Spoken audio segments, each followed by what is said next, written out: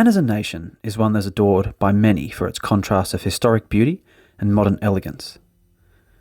Western culture has long been fascinated with Japan as a sort of technocratic utopian wonderland.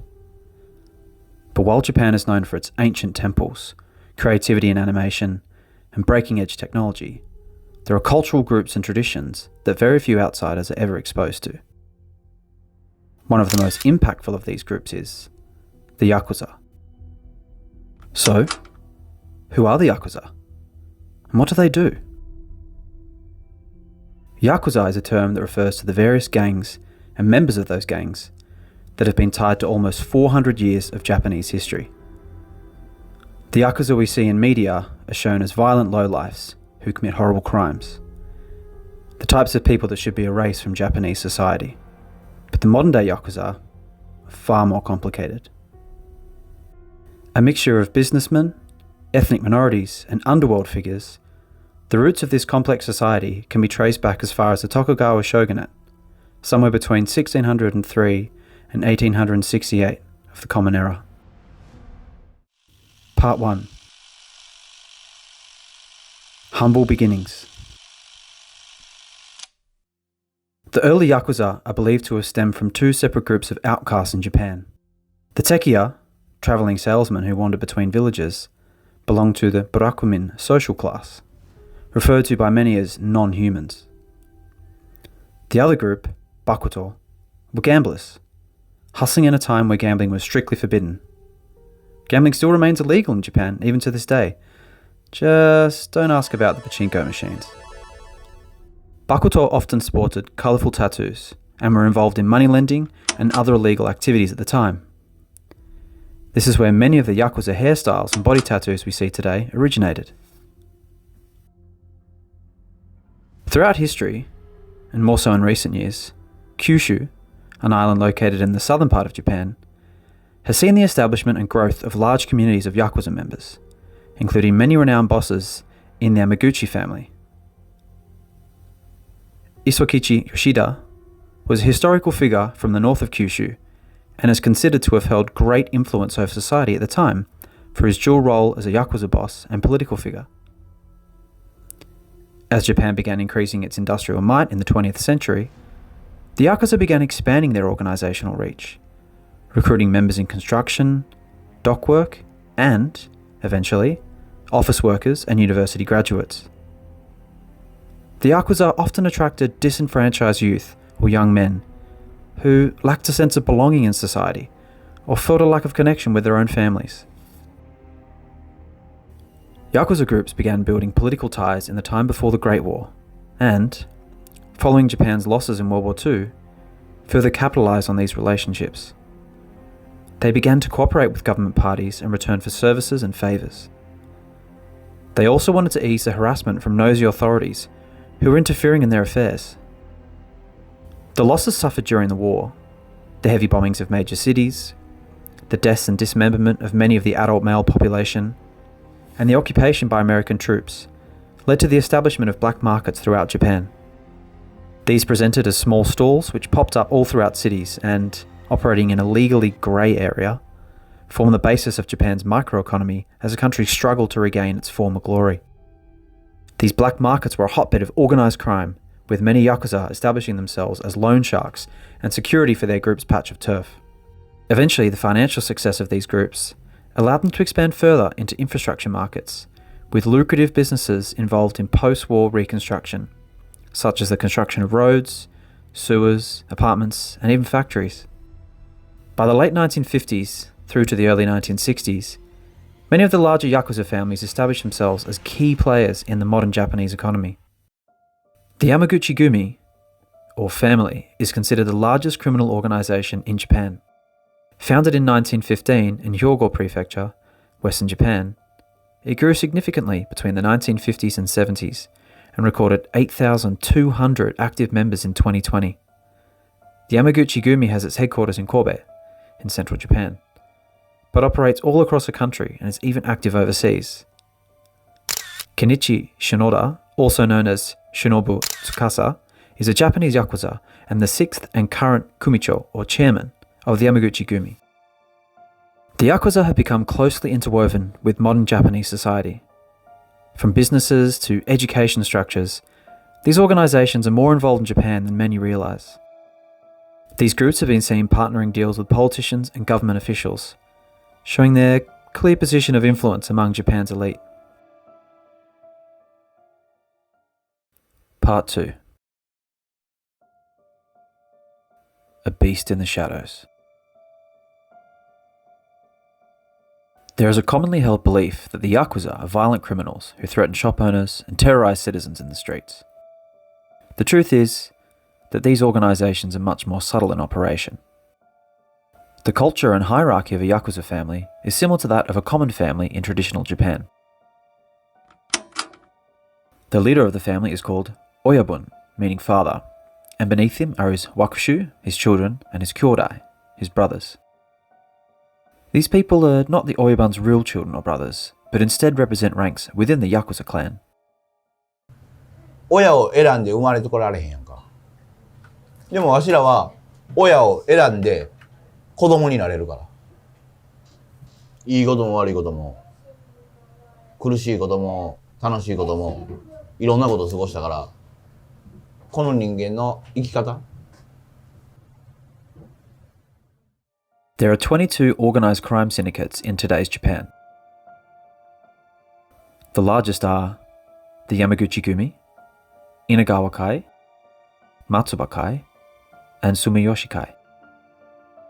There are smaller families who also function within these larger organisations, and are typically found within the lower level of the organisation's hierarchy. Lower-ranking members typically live in the headquarters and are tasked with cleaning and cooking duties for the senior members. As members progress through the ranks and maintain loyalty, they are given more responsibility.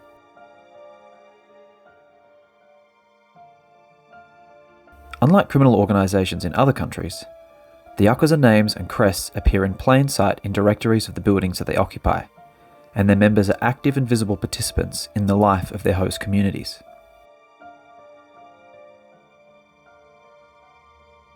Yubitsume is a ritualistic self-amputation of the first bone in the hand, practiced by the Yakuza. The practice of self-mutilation is done as a sign of apology by one of the members, for making a mistake that is deemed punishable by higher-ranking members.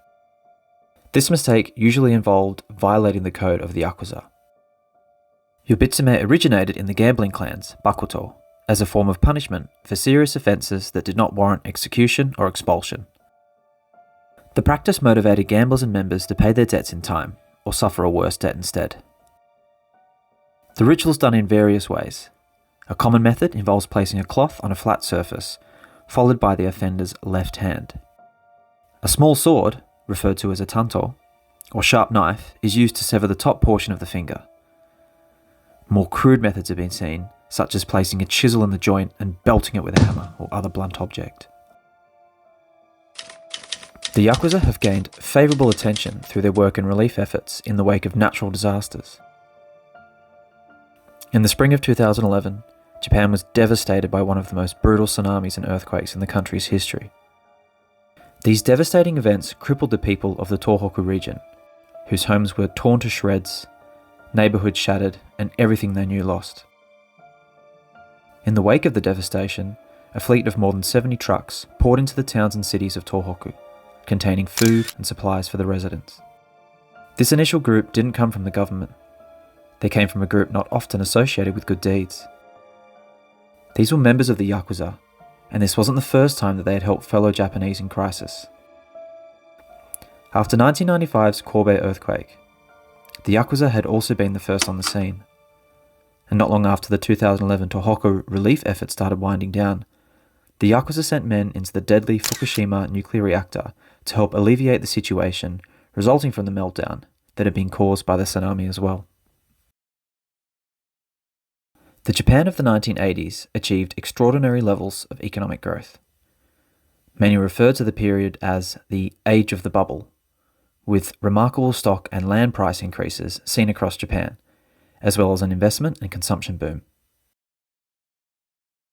By the end of 1990, the Tokyo stock market had fallen 38%, wiping out 300 trillion yen, or $2.07 trillion US dollars in value, and land prices dropped steeply from their speculative peak.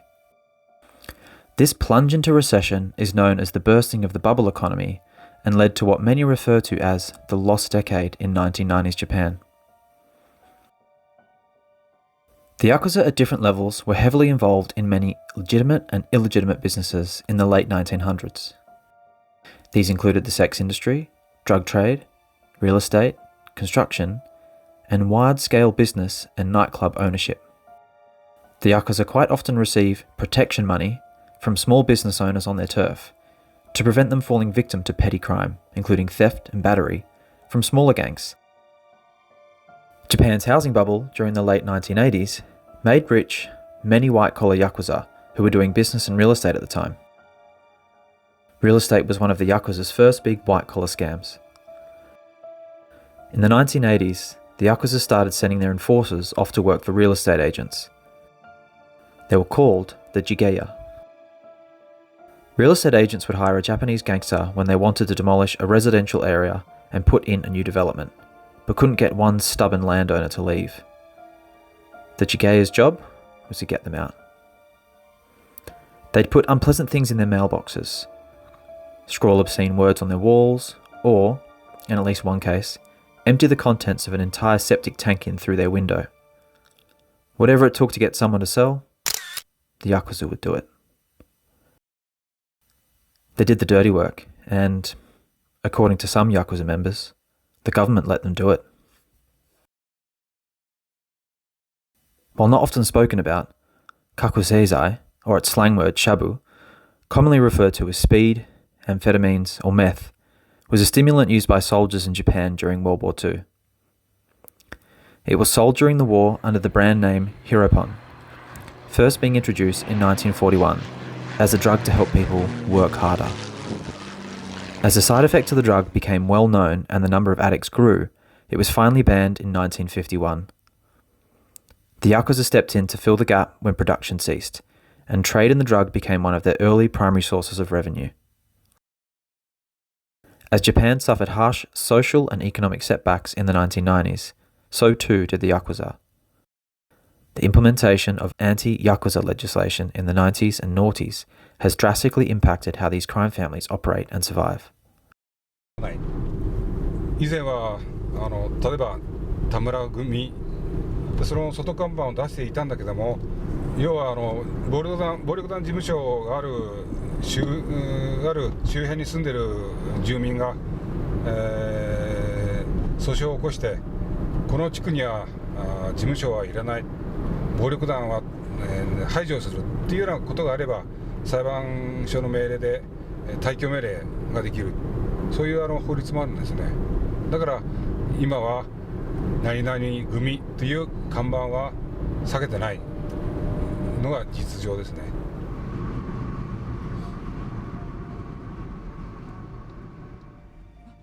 The implementation of the anti-Boryokudan law in 1992 has resulted in the dissolution of 192 groups in Japan. Boryokudan, or violence group, is any organization that is likely to help its members to collectively and habitually commit illegal acts of violence. Anti-gang laws enacted in 1992 made it easier to close down gang offices, search gang properties, and arrest bosses and senior members for crimes committed by their underlings. These harsh laws have severed the arteries of many Yakuza families, with numbers dwindling and aging gangsters holding this once great organization together by a thread. Part 3. Once in the mob, always in the mob. The collapse of Japan's bubble economy in the late 80s drastically changed the structure and operation of organised crime groups across the country. With less money floating around the Japanese economy, it was difficult for the Yakuza to continue their operations in the same capacity.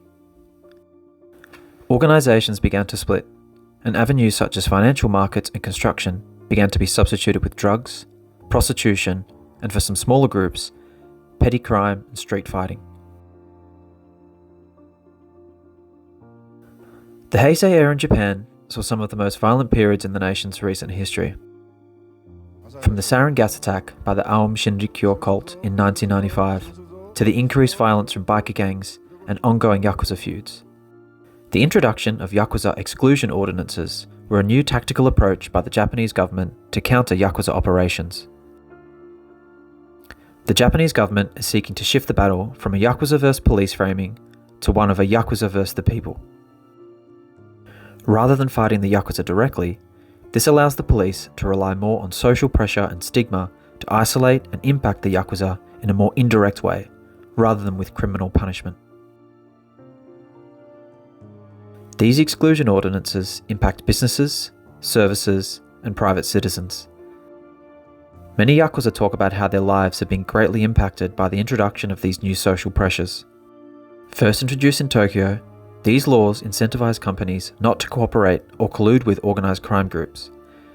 The price for being linked to the Yakuza can be public humiliation, loss of revenue, legal punishment, revocation of licenses, and termination of rental agreements. Individuals can be fired from their jobs or forced to resign. This places personal responsibility on civilians to lead the battle against the Yakuza.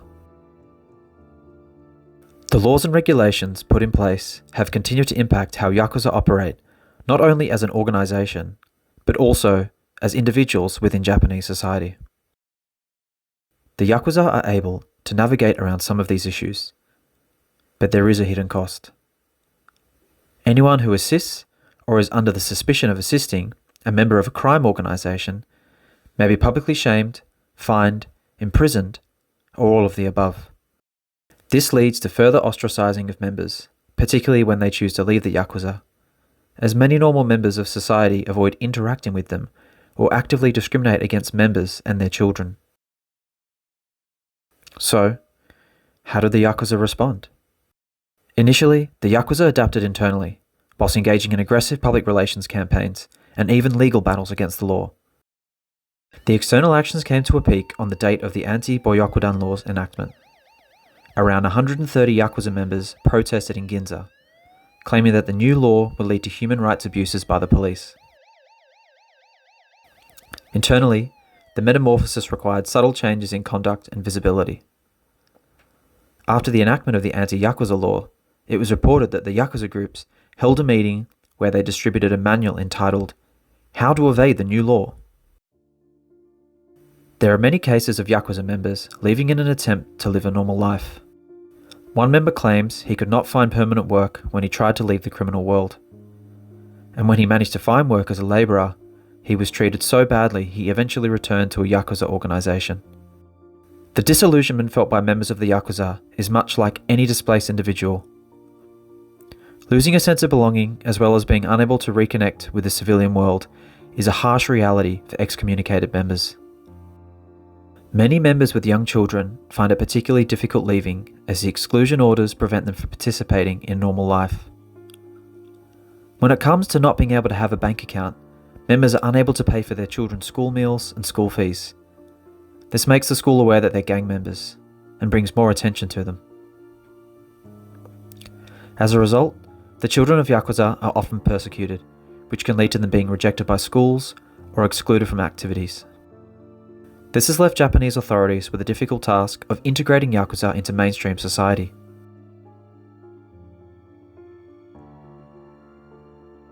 Flying away refers to the severing of all connections and disappearing without a trace. This is a common phenomenon across Japan, sometimes referred to as johatsu, or evaporating people. Organizations specialize in disappearing people into the night, providing them with a new identity in a new city.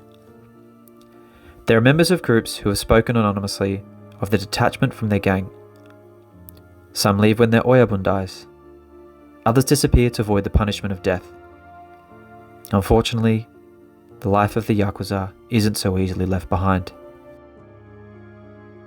In August of 2021, 74-year-old Yakuza boss Satoru Nomura was sentenced to death for conspiracy to commit murder. Many Japanese media outlets said the verdict came despite a lack of evidence directly linking him to the crimes. Japan is one of the few nations who still carry out the death penalty, much to public disdain. Executions in Japan are carried out in secret, and the dates of the execution are not revealed to the inmates until the morning they are hanged. The country's government insists it still needs a death penalty, despite numerous instances of false convictions. One such case was Iwao Hakamata, who was wrongfully convicted in 1968 after the police tortured him for 23 days to secure a confession at a trial where the prosecution fabricated the evidence. These Yakuza laws could ultimately lead to a dangerous fragmenting of organisations that could threaten the stability of the Yakuza world. This could mean increased gang warfare, or the creation of breakaway groups and new gangs with a willingness for violence, who are eager to engage in the more dirty criminal acts. One thing is certain: the authorities of Japan are left with a difficult scenario to manage. It's important to note that while we should celebrate blows for criminal organisations, we should be very aware of human rights abuses that can, and arguably have, arisen as a result of the Japanese government's ongoing battle with the Yakuza.